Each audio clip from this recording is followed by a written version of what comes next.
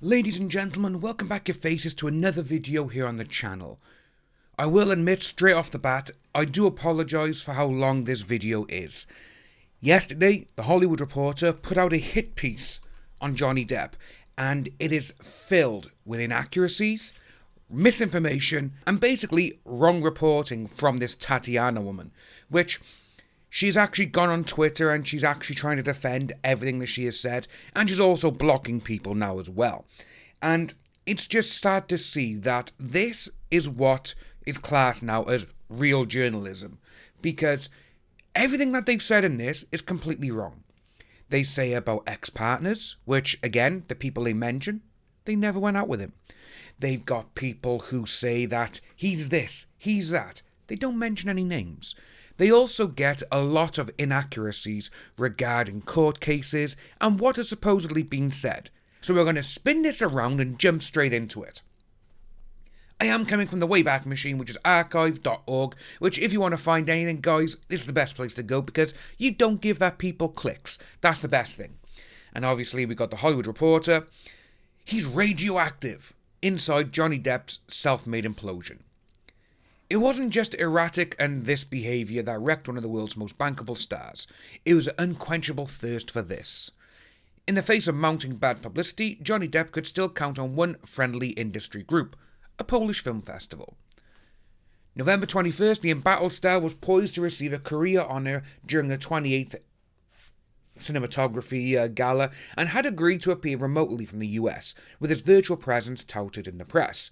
As an added seal of approval at a needed moment, the festival scheduled his latest film, the low-budget period drama Minamata, as its closing night offering. After a montage of clips showing Depp's unique visual sensitivity, 57-year-old actor failed to materialise on screen. Instead, he sent along a bizarre picture of himself inside the Caribbean prison cell, which we've all seen, and I think that's funny. It's just, literally, it's the sense of humour. And with that one there, guys, that basically, the opening paragraph or two basically goes on to say, he never turned up, this is a bad man. That is exactly how she wants to paint him straight off the bat. Now, this person who actually wrote the article, she's actually wrote many pieces on AH and how much of an outstanding person she is. So we kind of know what side of the fence she sits on. But that's what we got there about the opening part. But then it goes into about his absence offered a fitting denouncement to a month of reputational and career devastation. It then goes on to spark rumours and everything else regarding the London court case, which, as you saw in the live stream yesterday and in the condensed version, these people were going around saying, oh, he's this, he done that, but they never put anyone's name to those facts. That's another thing that this person does. And they also like to say that Johnny Depp lost the court case in the UK to his ex-wife. It wasn't against his ex-wife. It was against news group and newspapers. That's what it was, NGN, not his wife.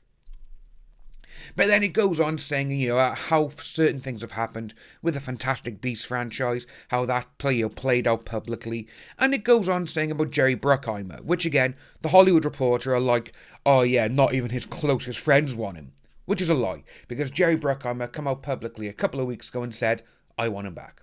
So there's that. But then it goes on saying that they wanted to get a comment for him, and he didn't reach out for comment, which is understandable because he probably knows this is going to be a hit piece. So, right, we're going to jump straight into it now, guys. So, there are a few examples of a movie star implosion of Johnny Depp's magnitude that has been so sudden and spectacular.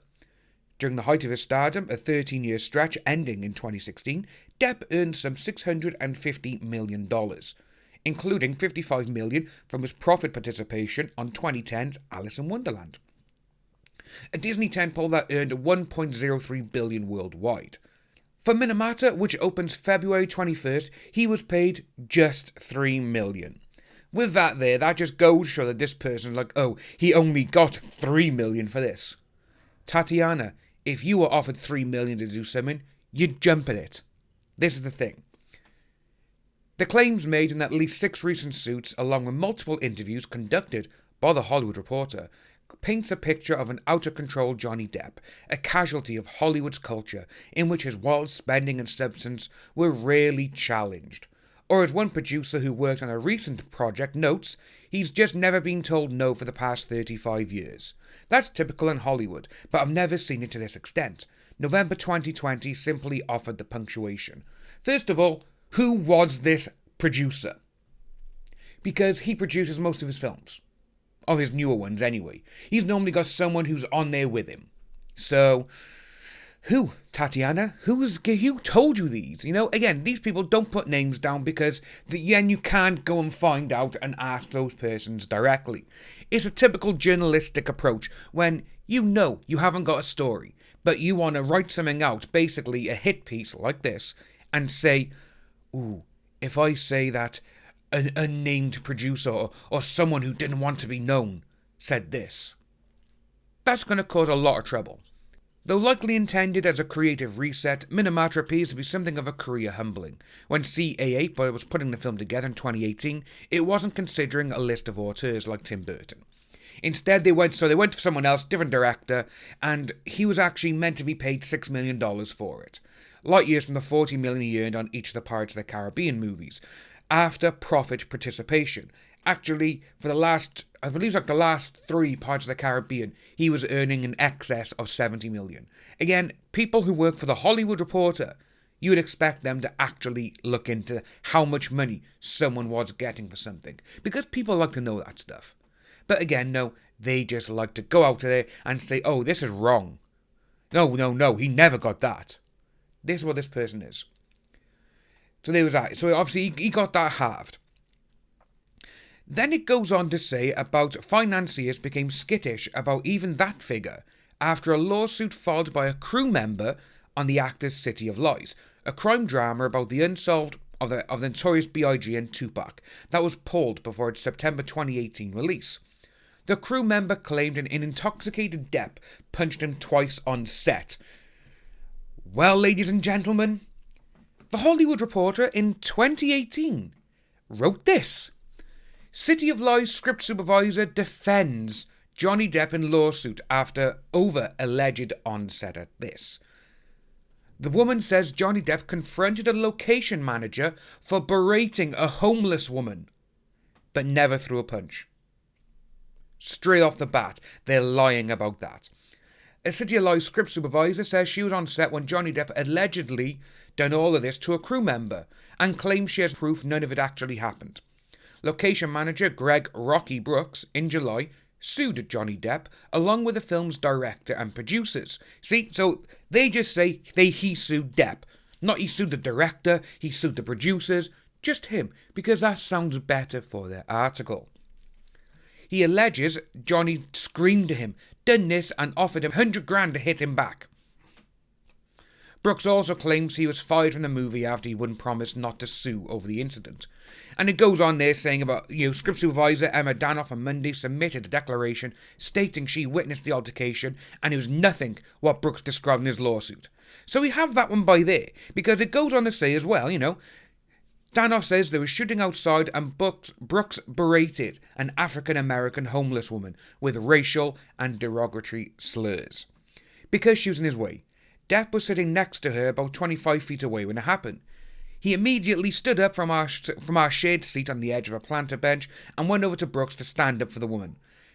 Mr. Depp said to Mr. Brooks, "You can't talk to her like that. You think she is something less than you. Who do you think you are? How dare you?" Danoff says there was no punches thrown and no offer of $100,000 for Brooks to punch him back. And she says she has 40 time-stamped photos that prove it. So, you have that one right by there. This comes from the same bloody website. Again, they don't like to investigate because they know how wrong they are. And as you can see by here with Laura, she defended the homeless man. This is actually the declaration of Emma now. That's it. This is the actual declaration that went to court for Emma, the script supervisor. Then you got this. In fact, I'd had my assistant bring a bottle of wine, and we toasted in, I think, paper cups. And no harm, no foul. I apologised, he apologised. Gave him a hug. We embraced. I hugged him, and everything was cool. As a matter of fact, he asked for a selfie with me, and so I took a selfie with him, Depp said during deposition questioning. That guy there in the photo with Johnny Depp is the person who was shouting and screaming at a homeless woman. in my eyes, this Hollywood Reporter person, well, let's just say, Tatiana doesn't like homeless people. She thinks it's fine to scream and shout at an African-American homeless person. So we have that by there. Then it goes on about things won't likely improve for Depp anytime soon, thanks to the havoc wrought in the UK case. Pick any spot in Justice Andrew Nicole's 132-page ruling on Depp's defamation claims against The Sun, and you're bound to land on an embarrassing detail. Actually, no you're not, because in those 132 pages, there is literally only like 20 to 30 pages which actually outline everything that's happened. Again, they just want to say, 132-page ruling, this is what he done. Every single page is bad because I haven't read it. Tatiana, we know you're not a very good journalist. This just proves it now to every single person in the world. So as you can see, it does go on then saying about certain text messages that were sent between Johnny and the CAA agent Christian Carino, who previously repped AH, which he wrote, she's going for total global humiliation because of all of this. Then it goes about the text messages to Paul Bettany, which again, between friends, and that's it. And they also say in this one here, Bettany apparently taking it as a joke response, having thought it through, I don't think we should do this. She's delightful company and easy on the eye. Plus I'm not sure she's a witch. We could of course try the English course of action in these predicaments. We do a thoughts, let's drown her before we burn her. I will do this and all this. And that there is a joke between two friends. Again, very dark. But again, no, these people like to just put this in there and be like, oh, look how much of a bad person this is. But ladies and gentlemen, we have this text message from AH being racist. Yes, they don't like to put these in there. Like I said, they don't do their checking up or anything. P.S. The one who uses the N-word or reckless abandon is AH. Texas with her bodyguard. Can you please grab us some coffee from downstairs, pretty please? We're having a little bit of an issue with our coffee. Sure, all blacks coming. Racist? Also, while you're down there, do you mind please picking up a package I have at the front desk?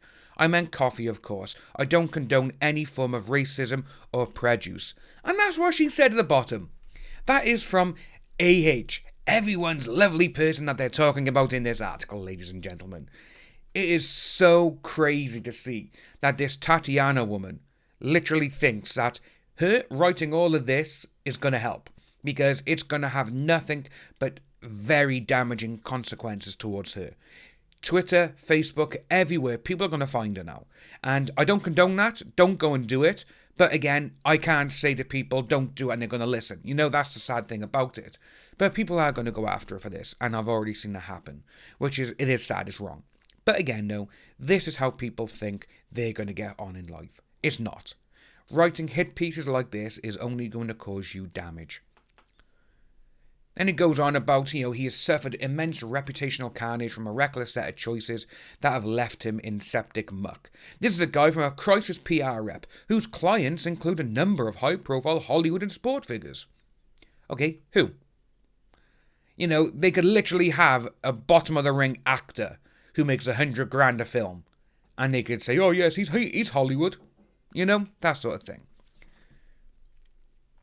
Hollywood's decision makers may be less forgiving in light of the UK's trial. Goes on about then all of these things that he supposedly takes.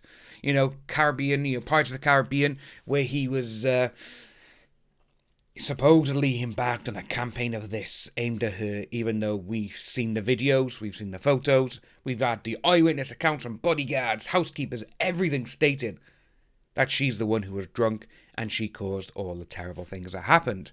But again, no, they don't want you to know that. By far, the most damaging hit from the trial was that Justice Nicole said he believed AH's allegations. I have found that great majority of alleged this of Miss H by Mr. Depp has been proved to the civil standard. What that means, people, is that basically just literally to the extent of the law.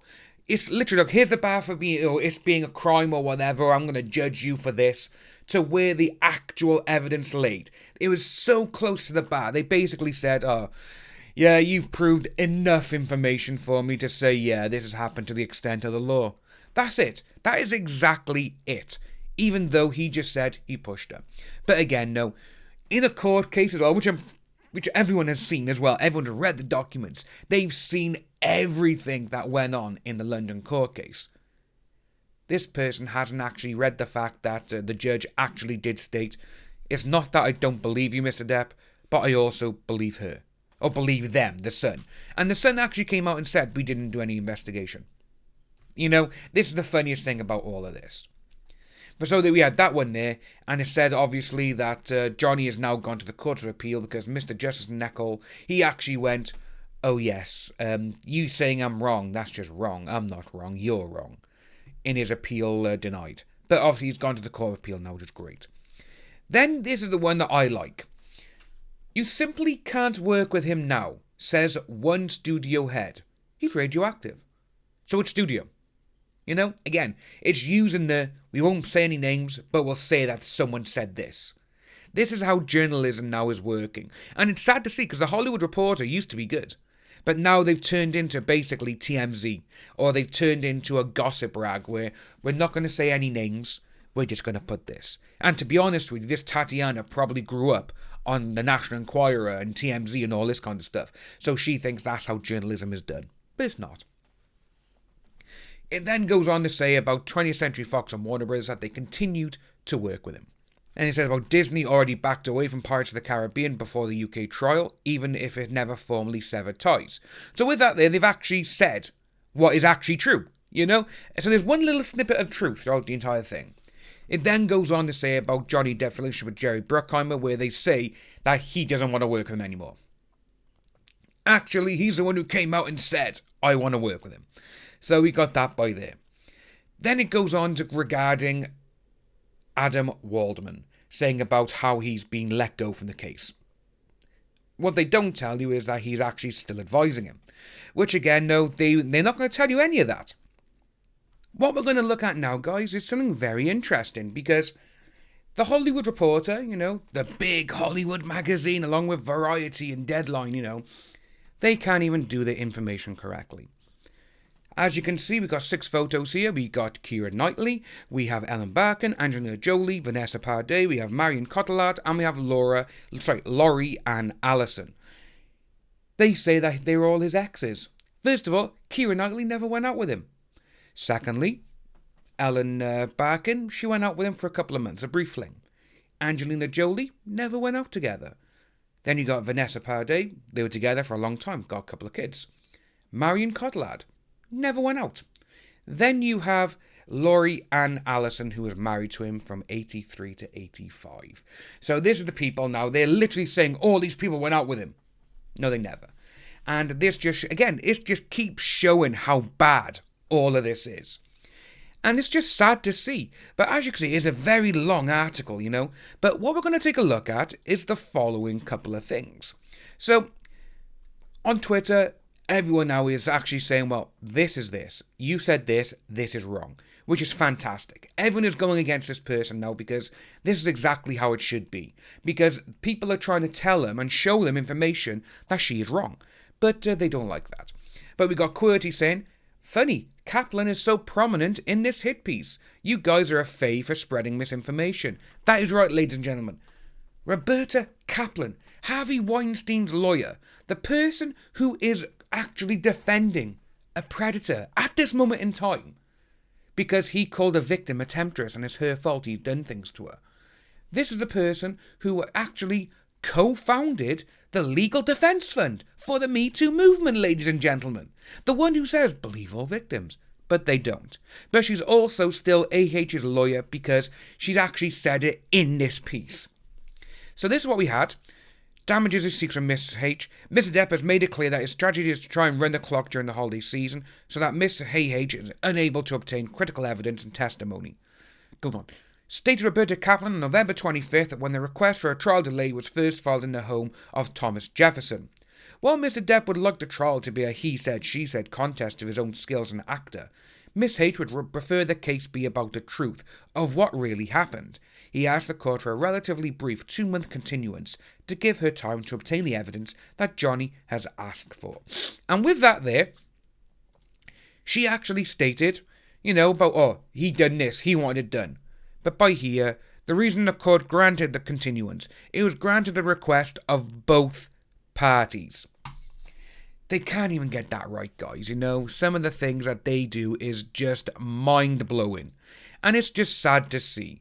But as you can see as well, this is the last thing we're going to look at now, guys. Because I do apologise, the video has gone on for nearly 25 minutes. The Daily Mail posted this year. Exclusive Me Too activist Amanda D. Cadenet drops support for close friend AH and will no longer testify after listening to her verbally going after Johnny Depp and bombshell tapes, as she feels used and misled. This is by the Me Too activist, who is very prominent in that scene. And everything that this person has wrote in the Hollywood Reporter hit piece has been literally torn to shreds. You got my video now, you're going to have videos from Tug, Yellow Flash, Stevie, Incredibly Average, Deep Humor. You're going to have everyone. You're going to have General Zod. You're going to have everything Star Wars. Shelby, Les. There's going to be so many people now that are going to be ripping this article apart. They're going to go over things that I probably haven't seen or I haven't picked up on. This is how bad this situation has got now, ladies and gentlemen. But this is what you get for when you don't actually do your journalistic approach to things. This is what happens when you don't do your job. You just write a hit piece. And before we end it, I must say that QWERTY actually put something out which was very, very good. Is anyone surprised that this article went out as soon as he appealed to the High Courts? It's all coordinated, so we kind of know who's behind it. If you are new, ladies and gentlemen, please like and subscribe. Hit that notification bell for future updates. We do have a little join button next to the subscribe button if you want to help the channel out more, and I'll see each and every one of you soon.